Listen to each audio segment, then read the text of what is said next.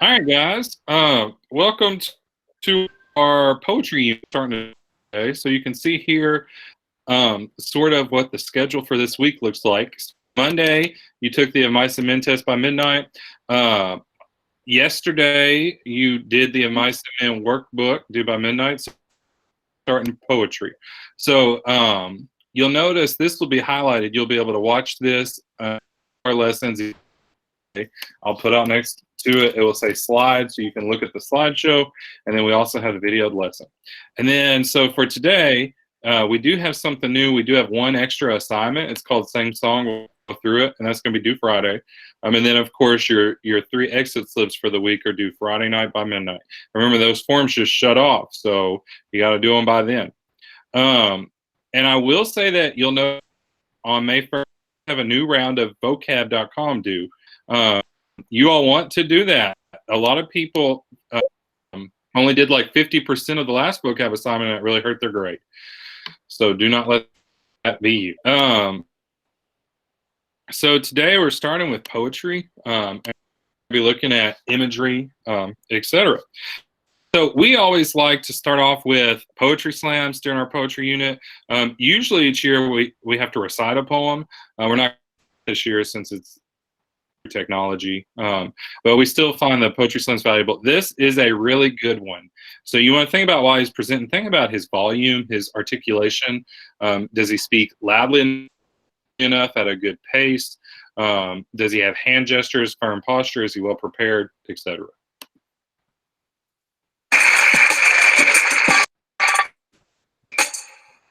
As a boy, I shared a game with my father. Played it every morning till I was 3. He would knock on my door, and I'd pretend to be asleep till he got right next to the bed. Then I would get up and jump into his arms. And my papa, he would tell me that he loved me. We shared a game, knock, knock. Until that day when the knock never came. And my mama takes me on a ride past cornfields on this never-ending highway. Reach a place of high, rusty gates. A confused little boy in the building carried in my mama's arms. Knock, knock. We reach a room of windows and brown faces. Behind one of the windows sits my father. I jump out of my mama's arms and run joyously towards my papa's, only to be confronted by this window. I knock, knock, trying to break through the glass, trying to get to my father. I knock, knock as my mama pulls me away before my papa even says a word. And for years he has never said a word. And so 25 years later, I write these words for the little boy in me who still awaits his papa's knock. Papa, come home because I miss you. Miss you waking me up in the morning and telling me you love me. Papa, come home because there's things I don't know, and I thought maybe you could teach me how to shave, how to dribble a ball, how to talk to a lady, how to walk like a man. Papa, come home because I decided a while back like you, but I'm forgetting who you are. And 25 years later, a little boy cries, and so I write these words and try to heal and try to father myself, and I dream up a father as the words my father did not, dear son. I'm sorry I never came home. For every lesson I failed to teach, hear these words. Shave in one direction with strong, deliberate strokes to avoid irritation. Dribble the page with the brilliance of your ballpoint pen. Walk like a and your goddess will come to you. No longer will I be there to knock on your doors. You must learn to knock for yourself. Knock, knock down doors of racism and poverty that I could not.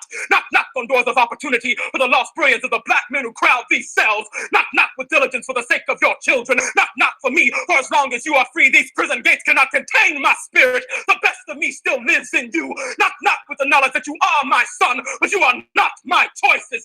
Yes, we are our father's sons and daughters, but we are not their choices. But despite their absences, we are still here, still alive, still breathing, with the power to change this world. Boy and girl at a time. Knock, knock. Who's there? We are.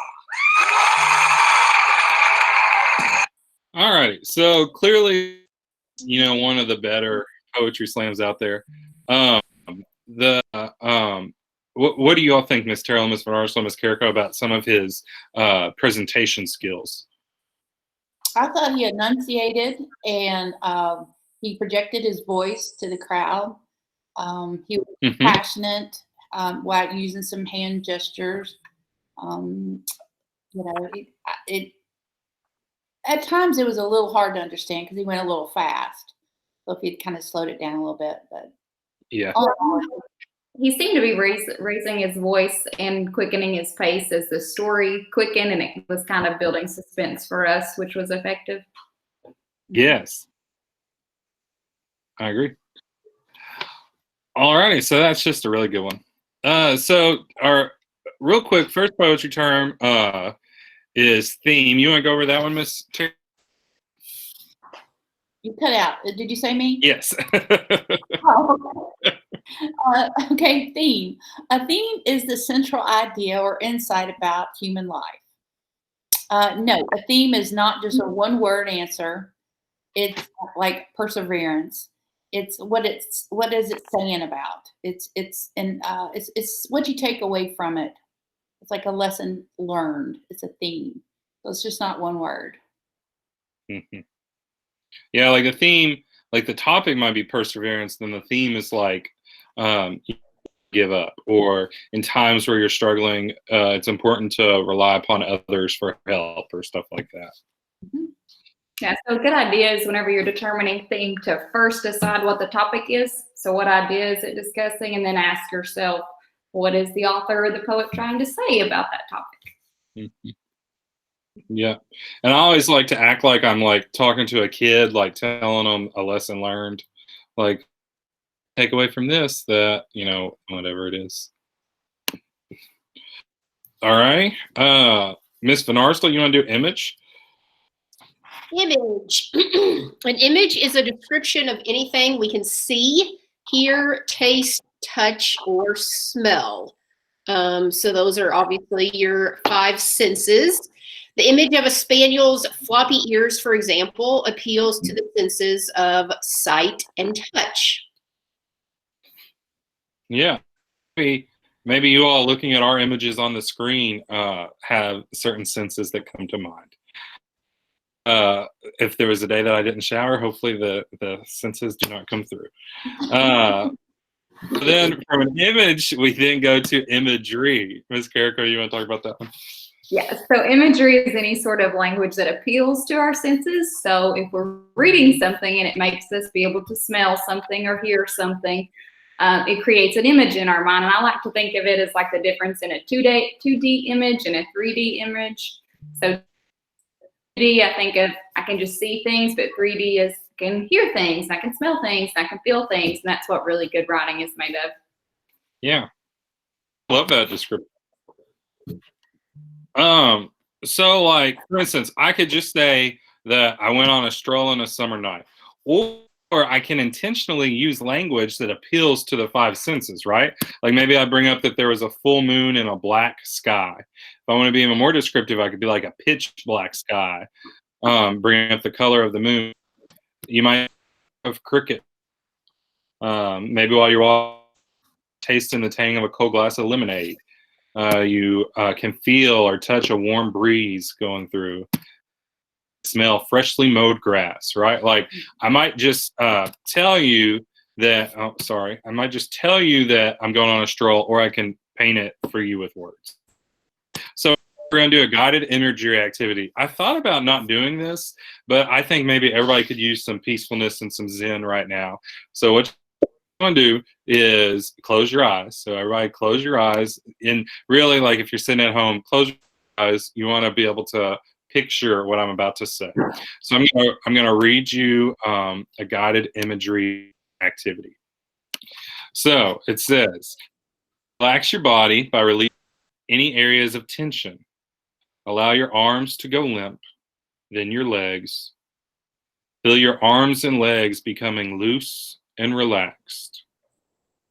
Now, relax your neck and back by relaxing your spine. Release the hold on your muscles all the way from your head, your neck, along to the tip of your spine. Breathe deeply into your diaphragm, drawing air fully into your lungs, and the air with a whooshing sound. So breathe in again, slowly. Pause a moment and breathe out. Draw a deep breath in and out. Become more and more relaxed with each breath. Feel your body give up all the tension, becoming relaxed, calm, and peaceful. Allow your entire body to rest heavily on the surface where you sit or lie. Now that your body is fully relaxed, allow the visualization relaxation to begin. Imagine you are walking toward the ocean, walking through a beautiful tropical forest. You can hear the waves up ahead. You can smell the ocean spray. The air is moist and warm. Feel a cool breeze blow through the trees. You walk along a path coming closer to the sea. As you come to the edge of the trees, you see the brilliant aqua color of the ocean ahead. You walk out of the forest and onto a long stretch of white sand. The sand is very powder. Imagine taking off your shoes and walking through the hot white toward the water. The beach is wide and long. Hear the waves crashing to the shore. Smell the clean salt water and beach. You gaze at the water. It is a bright blue-green. See the waves washing up onto the sand and receding back toward the ocean, washing up and flowing back down. Enjoy the ever-repeating rhythm of the waves. Imagine yourself walking toward the water over the fine, and you are feeling very hot. As you approach the water, you can feel the mist from the ocean on your skin. You walk closer to the waves and feel the sand becoming wet and firm. A wave washes over the sand towards you and touches your toes before receding. As you step forward, more waves wash over your feet. Feel the cool water provide relief from the heat. Walk further into the clear, clean water. You can see the white sand under the water. The water is a pleasant, relaxed temperature, providing relief from the hot sun. Cool, but not cold. You walk further into the water if you wish. Swim if you want to enjoy the ocean for a few minutes. Allow the visualization relaxation to deepen. More and more relaxed. The ocean. Now you are feeling calm and refreshed. You walk back out of the water and onto the beach. Stroll along the beach at the water's edge, free of worries, no stress. Enjoying this holiday. Up ahead is a comfortable lounge chair and towel just for you. Sit or lie down on the chair. Spread the towel on the sand. On the chair or towel.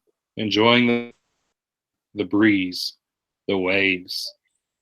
You feel peaceful and relaxed. Allow all your stresses to melt away. When you are ready to return from your vacation, do so slowly. Bring yourself back to your usual level of alertness and awareness. Keep with you the feeling of calm and relaxation, feeling ready to return to your day. So open your eyes, stretch your muscles, and become fully alert, refreshed, and filled with energy. That was awesome. I know, especially since I was supposed to be at the beach last week. But so what were some images from that stood out in your all's mind? Oh, I heard the seagulls making their noises. You hear the seagulls? So sound. Mm-hmm. The waves crashing, yeah, the sound, you just hear that low sound of the ocean moving around. Yeah. I saw just the beauty of the ocean, just and the touch of the sand, a little hot from the sun for the feel.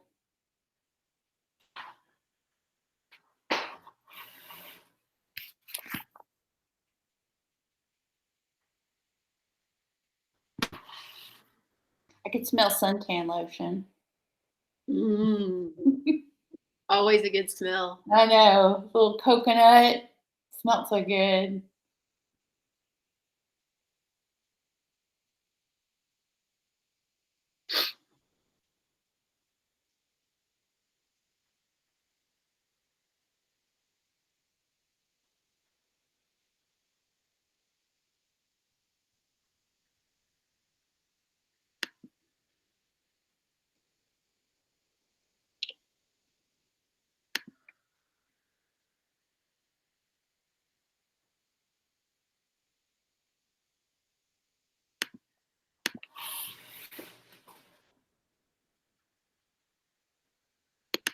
Did Mr. Edwards go to the beach? Maybe he did. Did he leave us?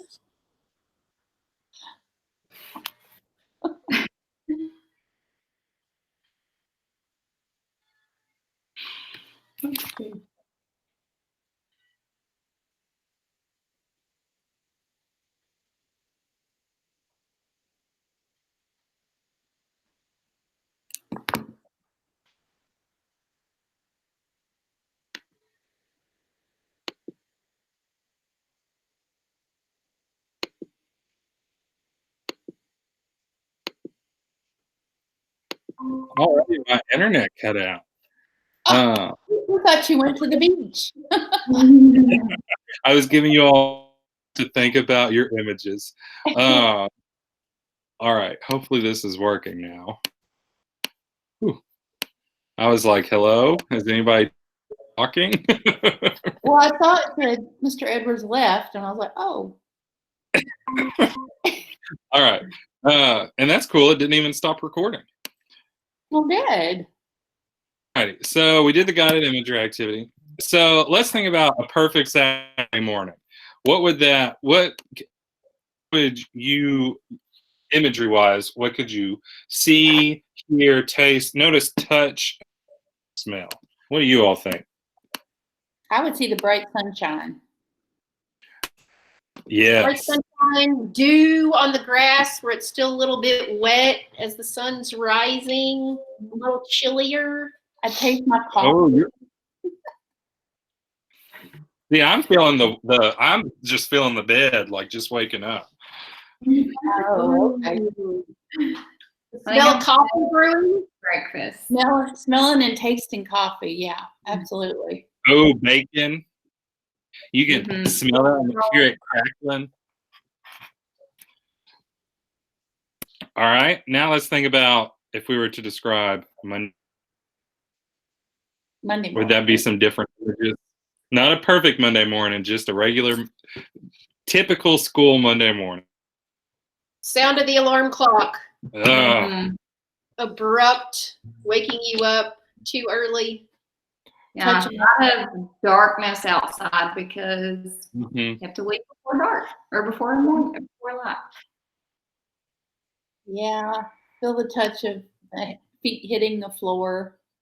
Oh, it's cold. Still a little bit of sleep. Mhm. Yep, you're kind of fumbling around, touching things. Mhm. Slowly waking up.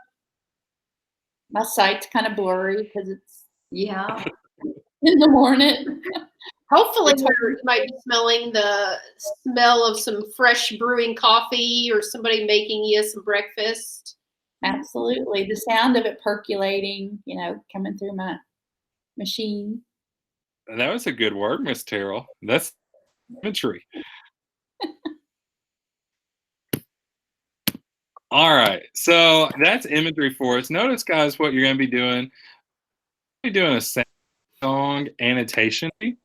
And so with this, and this will be posted on Classroom, so when you open it up on Classroom, it will automatically make a copy for you. Notice you want to highlight words that appeal to that should say the senses, and add a comment to identify what that is. So, like, say I decide that I think Aztec blue shadow. So I'm going to highlight that, and I would add in sight, etc. And so you would do that. Highlight the literary illusion. I will tell you that the literary illusion is mirror, mirror on the wall. So you would highlight that, and then you would add a comment about what it's an allusion to. Who's the All right. third? Come on. Yeah, think of your childhood. Find any significant line and add a comment. So a line that you find important and explain why that is. Remember, guys, you add a comment. Whenever you highlight something, you click this plus button to add the comment. That's how you would do that. Add a comment about the theme. So at the end, you would, like, on the last word, add in the theme of this story is, and then go back after you finished and add a comment explaining the meaning of the title. So why is it called Same Song? What do you think that means? And click, it says this link and you'll just answer 10 multiple choice questions. Pretty simple questions about the poem. Awesome. And that's going to be due. So actually, for you all, let's do Friday, April 18th is when that is due. So that's imagery. Okay. Any other comments?